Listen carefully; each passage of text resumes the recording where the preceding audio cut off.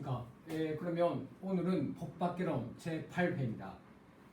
총기 3반기는 오늘 하고 다음 시간 마지막으로 되겠습니다. 그래서 오늘은 8회로서는 헌법에 들어가자고 생각합니다. 그래서 헌법 입문은 기본 5번 하자고 생각합니다. 근대 국가는 어떻게 생겼는가? 근대 헌법의 특징은 무엇인가? 일본군 헌법의 최종 과정이 어떤 것인가?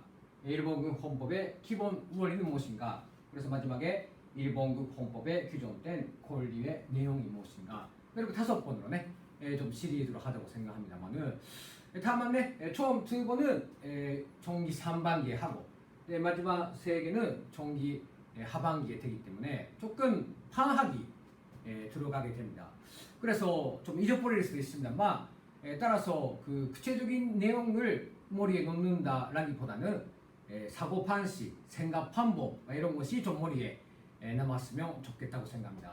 그래서 헌법이라는 것은 국가의 기본법입니다.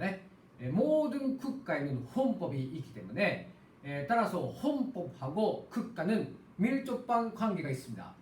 좀 더 말하면은 국가가 없는 장소에서는 헌법이 없습니다. 헌법의 역사보다 민법의 역사가 깁니다. 민법이라는 것은 사인간, 시진간의 문제지 않습니까?権利義務関係, 주지까지 법이란 무엇인가라는 것을 보고 왔는데 기본은 사인간의 관계입니다. 나하고 누구인가의 관계에서 트러블이 일어났을 때 어떻게 하는가든지 그런 것은 다 민법의 세계입니다. 사법.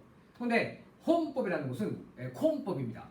국가가 생겨서 그러면 국가에 살고 있는 사람들은 그 국가 안에서 어떠한 권리를 가지고 있는가 하는 것이 또 헌법의 내용이기 때문에 국가하고의 관계에서 헌법은 논해집니다.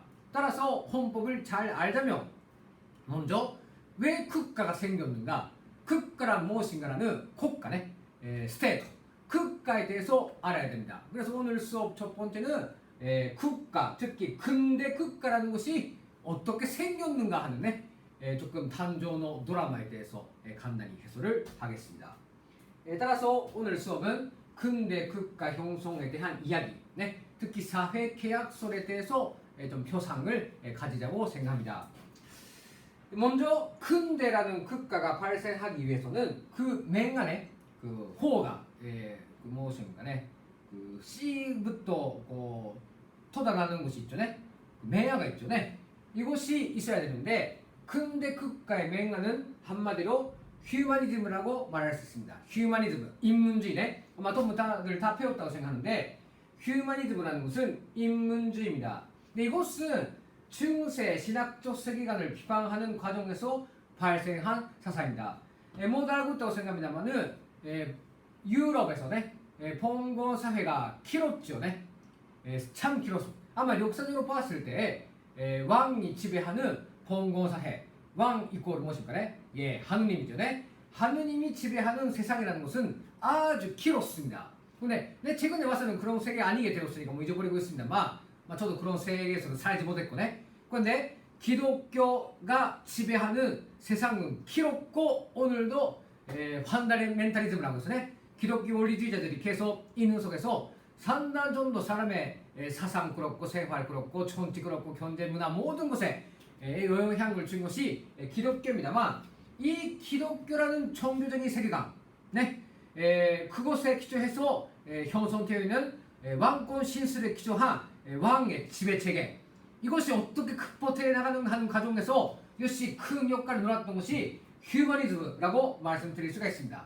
근데 휴머니즘이라는 것은 처음은 문화 예술의 형태로 주장됩니다. 이것을 르네상스라고 말합니다.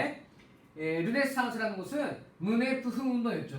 암흑의 중세를 극복하고 또 사람이 개인이 또 자유롭고 편리하게 살 수 있는 세상을 꿈꾸면서 나왔던 문화 세계에서 이야기입니다. 왜 그러냐면 처음부터 전체적으로 자유와 평등을 말하며 그 당시에 그 권력도 얻어맞지 않습니까? 그래서 말 못하기 때문에 문학 예술의 형태를 통해서 점차적으로 있지 않습니까? 인간의 자유와 평등을 논하기 시작하는 것입니다. 자, 이 그림을 봐주세요. 원래 그림의 사명은 예술을 그리는 거 하느님을 그리는 것이었습니다. 이것이 미술의 사명이었죠. 네? 여기 썼습니다만 미술의 사명은 하느님을 그리는 것이다. 자, 표에 보면 네, 이렇게 해서 예수의 그림이 있고 엔젤가 있고 해서 이렇게 해서 그 당시 화가들은 다 하늘을 그렸죠. 네? 그런데 레오나르도 다빈치라는 사람은 하늘을 그린 것이 아니라 모나리자라는 여성 인간을 그렸죠. 네? 여기로부터 첨자적으로 시작합니다. 그러니까 유채화 모나리자는 상당한 의미를 가집니다. 그 당시 미술가들이 하늘밖에 그리지 못했던 그러한 상황 속에서 용기를 내고 레오나르도 다빈치는 사람을 그렸죠. 네? 여기에 그 새로운 매화가 있는 것입니다. 이거 수업에서 배웠다고 생각합니다만은 조반니 보카치오라는 사람이 데카메론이라는 소설을 씁니다. 데카메론도 마찬가지로 어떤 소설인가 하면 지금 읽으면 그렇게 재미있는 소설은 아닙니다. 우리 대학 도서관에도 데카메론이라는 책이 있으니까 한번 읽어보러 좋다고 생각하지만 읽고 싶게 되지 않다고 생각합니다. 왜냐하면 소설입니다. 원래. 근데 이 소설에서 원래 소설의 사명도 하느님이라든지 엔젤이라든지 그런 것을 그렸죠. 네? 그런데 이 소설 내용의 한편에 어떤 내용이 있는가 하면 슈도인이 있지 않습니까? 네? 도면 슈도인이 납니다. 네? 그 여성들이 슈도인에 들어갑니다. 근데 그 슈도인이라는 것은 일생 하느님의 몸을 바친 여성들이기 때문에 어떻게 사는가 하면은 그 아무것도 하고 결혼하지 않고 한생을 하느님을만을 위해서 바치는 그러한 인생, 그러한 삶이 아름답고 고상하다고 이 당시로 생각하고 있는 것입니다. 그런데 보카치오의 이 소설 속에서는 그 긴장을 오깁니다. 슈도인의 여성이 어떤 길거리의 남성하고 좀 연애를 하죠. 연애를 해보니까 상당히 행복한 것입니다. 근데 이 당시의 가치관으로서는 남자 개인하고 연애를 하는 것은 안 되는 일이고 연애는 하느님하고 해야 되고 내 관계를 맺는다면 하느님하고 관계를 맺어야 되는데 이 소설에서 그렇지 않습니다. 사람하고 사람의 관계를 맺는 것이 얼마나 아름답고 고상하고 또 행복한가 하는 것을 이 소설에서 썼죠. 근데 그런 소설이 사람들의 그 생활 속에서 읽히게 되니까 이제까지 가치관하고 달라지는 새로운 가치가 나오게 되는 것입니다. 여기가 중요합니다. 처음은 문화 예술의 세계에서 사람은 자유롭고 평등하며 개인은 다 존엄을 가진다는 것이 조금씩 침투되기 시작하는 것입니다. 자, 이거 마르틴 루테르네 용어식으로 말하면 마르틴 루타 종교개혁을 했죠. 이 당시까지 카톨릭입니다. 카톨릭은 무엇을 강조하는가? 아마 이것도 수업에서 배웠다고 생각하는데 교회에 가라, 돈을 내라 이렇게 해서 교회 권력의 강화에 전적으로 이바지하는 그러한 종교 교리였죠. 따라서 사람들은 돈도 없고 힘든데 매일 일요일에 교회에 가고 그 미사를 해야 했고 그래서 돈을 바쳐야 했습니다. 자기는 그걸 주는 한이 있더라도 교회에 돈을 바치지 않으면 하느님의 보호를 받지 못했죠. 그러한 카톨릭으로부터 마르틴 루테르는 프로테스탄트죠. 오직 성소, 오직 신앙, 하느님은 마음속에 있다. 이렇게 설교를 하기 시작한 것입니다. 이거 종교개혁이지 않습니까? 원래는 정치 권력을 타파하고 인민들이 잘 사는 정치를 세우자고 그렇게 나가야 되는데 그렇게 나가지 못하는 것입니다. 아직 그 성숙도가 높지 못하기 때문에. 그래서 종교개혁의 방법으로 조금씩 개인주의라는 것이 스며들기 시작하는 시기가 바로 이 13세기, 14세기, 15세기 이렇게 해서 300년 걸쳐가지고 몇몇기 흐르게 되는 것입니다. 철학적으로 말하면 르네 데카르토이죠. 이거 철학의 아버지입니다. 이거 결정적인 계기라고 생각합니다. 데카르토가 방법 소설이라는 책을 썼습니다. 호호조세트. 한번 방학간에 시간 있으면 사서 읽어봐 주세요. 재밌지 없는지 이런 거 좋아하는 학생도 있고 전혀 안 맞는 학생도 있기 때문에 특히 그 경영학부 비롯해서 실학 실지 도움이 되는 한문을 하는 분들은 조금 데카르토 같은 것을 입자고는 안 할 수 있는데 교요としては 상당히 좋은 책이라고 생각합니다. 반복 소설을 읽으면 어떻게 나와 있는가? 이것은 유명합니다. 모든 것을 의심하라 이렇게 쓰고 있죠. 네? 이거 철학의 세계입니다. 데카르트는 호호조세트에서 어떻게 말하고 있는가? 고기또 에르고스문, 네? 고기또 에르고스문 이렇게 말하고 있습니다. 네? 이거 상당히 중요한 발명입니다. 私はある、私は存在する、私は考えている、ゆえに私はある。 좀 더 간단히 말하면 와레 오모가 유엔이 와레 아린다네. 나는 생각한다. 따라서 나는 존재한다라는 것이 모든 것을 위심한 결론입니다. 하느님도 위심하고 정치도 위심하고 여러 가지 위심하죠. 네? 정말 이것이 진리인가? 내 생활이 옳은가? 나는 행복한가? 모든 것을 위심하고 또 위심하라 또. 그런데 위심한 끝에 위심보다는 하나의 진리가 있다. 무엇이 위심 못하는가? 위심하고 있는 내가 있다는 것은 위심 못하지 않는가라는 네? 인간 리성의 발견입니다. 이거 상당히 중요한 문제라서 네? 나는 존재한다. 따라서 나는 존재한다. 나는 생각한다. 따라서 나는 존재한다. 이 거기 또 에르고스는 인간의 리성이라는 것이 근거적인 것이다. 리성 이른바 인권이죠. 네? 이렇게 해서 점점 철학의 세계에서도 개인주의라는 것이 점차 발생되기 시작하는 시기가 바로 근대 려명입니다. 그래서 우리는 근대 국가의 려명, 근대 국가의 출발점을 이 시기로 보는 것입니다. 네? 자, 정리하겠습니다. 인간 리성의 발견, 개인의 발견, 근대 맹각, 이것이 근대 국가의 기초를 이루고 있습니다. 따라서 근대 국가라는 것은 봉건 국가와 다르다. 무엇이 다른가? 봉건 국가는 일부 왕권, 지배층을 위한 국가였다며 근대 국가는 아닙니다. 개인의 모든 개인들의 자유와 평등, 리성과 인권 그런 것을 지키는 국가이다. 이렇게 해서 근대 국가 리론이 성립되기 시작하는 것입니다. 이처럼 기존 가치가 붕괴되기 전에 새로운 가치가 확립되고 진보적 사상에 의해서 새 시대가 도래됩니다. 그에 상응한 경제적 토대, 정치 제도가 구축된다. 산업혁명과 부르주아 혁명의 사상적 기초가 마련되었다. 이렇게 정리를 할 수가 있습니다. 오늘 코로나 시대에서 17세기 이야기가 다시 도래되고 있는 거 아닙니까? 자본주의도 이제 한계에 와 있죠. 오늘 이미 사람들의 생활 양식도 많이 변했습니다. 같습니다. 이 당시에 맞먹는 정도의 변혁 시기가 바로 지금이죠. 아마 17세기, 18세기 통해서 인류는 그 전에 몇천 년보다 더 빠른 속도로 이 당시 발전하는데 오늘 21세기는 바로 이 시기하고 저는 상응한 정도의 속도로 발전하는 시대이지 않은가 그렇게 생각을 하고 있습니다. 자, 그러면 이러한 맹가 속에서 근대 국가 형성의 결정적 계기가 된 것이 바로 사회계약설이라고 드리고 있습니다. 사회계약설입니다. 근대 자연법 사상의 등장에 의한 사회계약설. 따라서 오늘은 마지막에 사회계약설이란 무엇인가라는 것을 보고 수업을 끝맺도록 하겠습니다. 사회계약설에 의한 국가의 정통성의 설명입니다. 좀 깁니다만 좀 메모를 부탁드립니다. 사회계약설과何か라는 것입니다. 첫째로 사람은 태어났을 때부터 만민이 자유롭고 평등하다. 이렇게 주장합니다. 록크, 홉스, 루소 이 세 명만 외워놓으면 괜찮습니다. 홉스죠. 토마스 홉스. 그래서 존 록크. 그래서 잔자크 루소. 이 세 명이 사회계약설의 대표 인물입니다.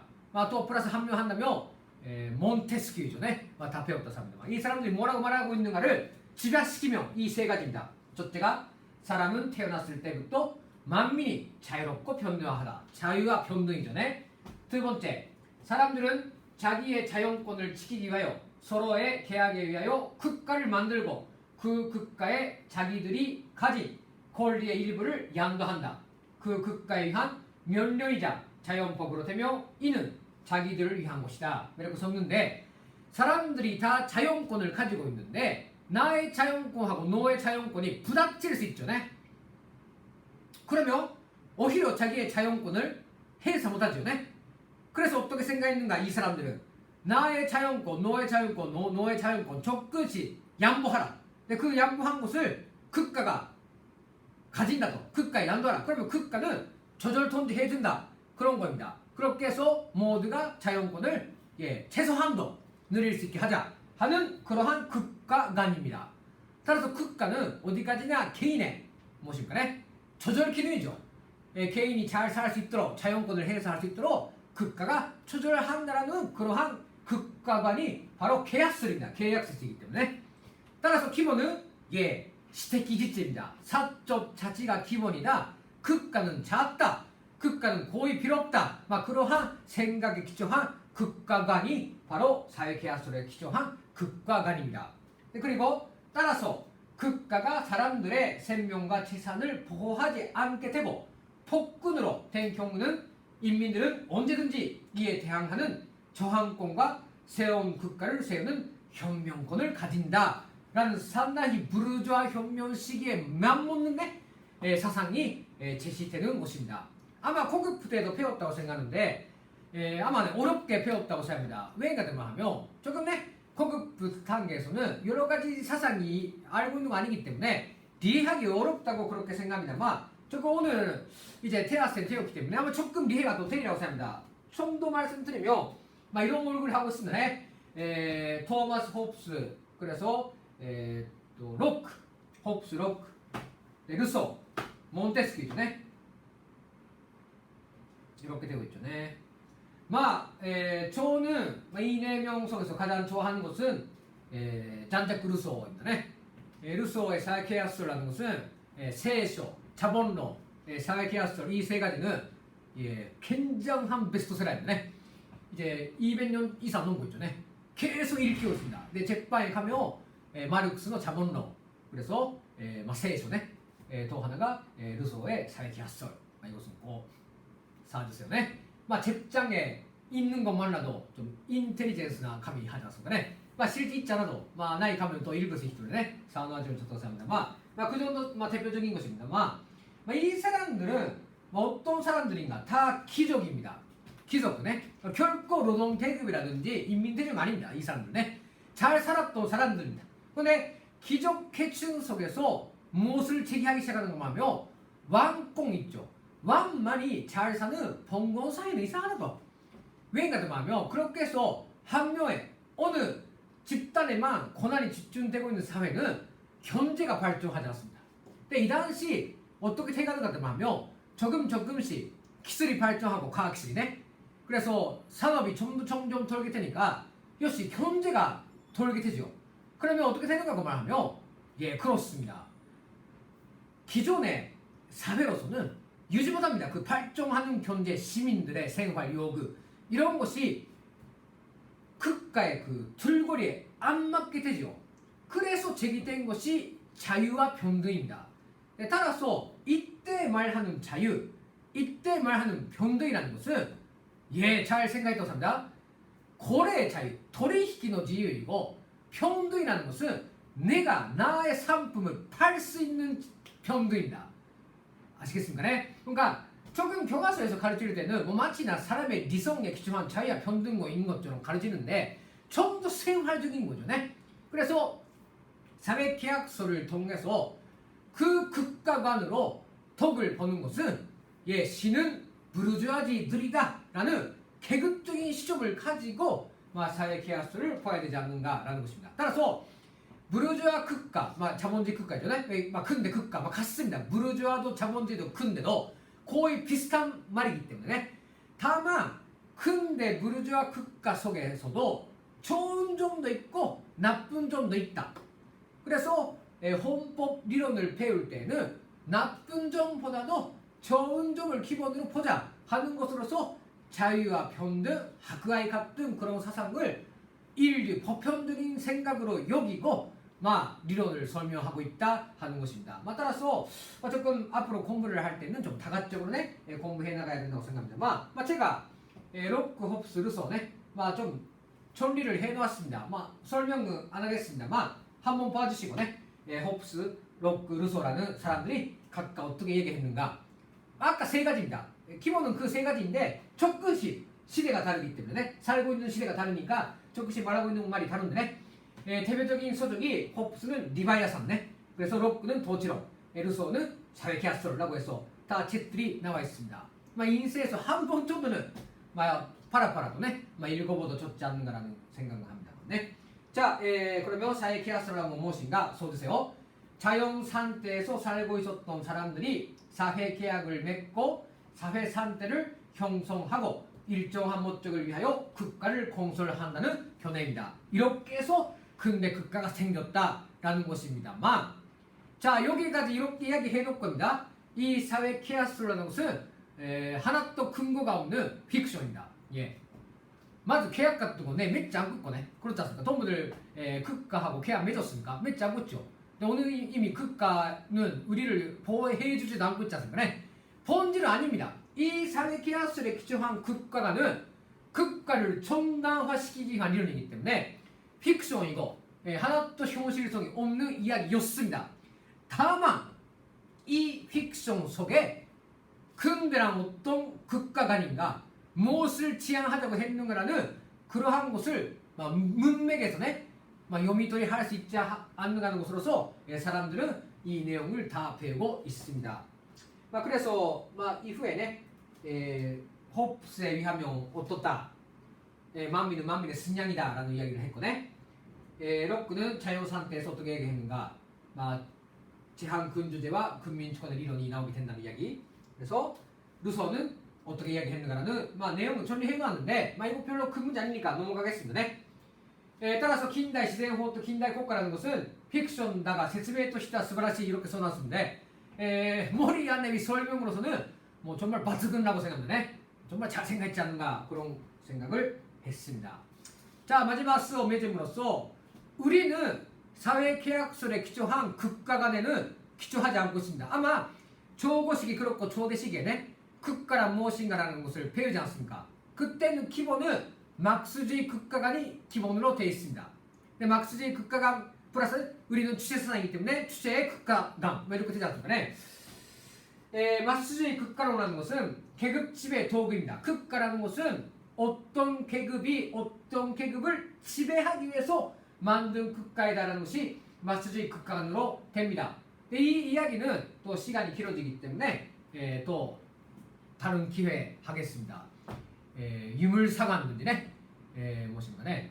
그 사회 발전의 5단계론든지 그러한 사회 발전 법칙 이런 이야기는 막스에 의해서 처음으로 마르크스네 제시한 것입니다. 그러니까 아마 세계의 대학생 속에서 원시 사회부터 노예제 사회, 노예제부터 봉건, 봉건 사회부터 자본주의, 자본주의 다음에 사회주의 사회 이렇게 해서 국가가 발전한다고 생각하고 있는 대학생은 아마 조대생밖에 없다고 생각합니다. 조금 너무 가장 해석말하고 있을 수 있지만 적어도 일본 대학에 다니는 동무들은 자본주의 다음 사회주의가 온다든지 생각하는 거죠. 아마 잘 모르고 있습니다. 그런 것은 가르치지 않습니다. 우선 우리는 사회 발전 단계 5단계는 거죠. 이렇게 계급사회 역사가 계속되고 그 계급사회를 부정하고 마지막에는 1일 이상 사회이 사회주의 공산주의 사회로 간다. 따라서 사회주의 국가로 된다고 생각하고 있는 그러한 논리 토대야 3부 그죠?理論을 가르치고 있습니다. 이것은 막스주의 국가관입니다. 이에 대해서는 일단 정리를 해왔는데 오늘 시간이 없기 때문에 다음 시간에 하도록 하겠습니다.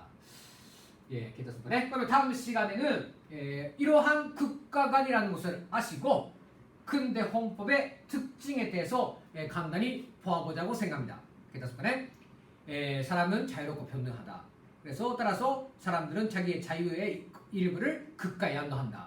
따라서 국가가 그 계약에 무시해서 사람들을 이지메를 동안에 복군을 뿌린다면 어떻게 하는 그 국가는 얼마든지 바꿀 수 있다 현명권. 이것이 사회계약서의 기본 내용으로 되겠습니다. 오늘 과제입니다만 한번 사회계약서란 무엇인가라는 것을 간단히 정리해서 레포트로 제출을 해주면 좋겠습니다. 재헌법전주의 상당히 즐겁게 읽었습니다. 길게 써주고 있는 동도 있고 짧은 동도 있습니다만 기본적으로 내용은 괜찮습니다. 그런데 많이 써주면 나는 기쁩니다. 그래서 그 자료가 없죠. 또 집에 있기 때문에 상당히 어려운 상황에서 해야 된다고 생각합니다만 여러 가지 조금 자료도 보고 이거 파워포가 필요한 동무는 개별적으로 라인에서 연락을 주시면 또 파워포도 보내드리기 때문에 한번 제가 말씀드린 내용 그렇고 조금 여러 가지 좀 그러든지 좀 해석하면서 자료를 찾아보시고 한번 사회계약서란 무엇인가 라는 것을 간단히 좀 적어서 리포터로서 조금 제지를 해주면 좋겠습니다. 그러면 오늘 수업을 이상 마치겠습니다.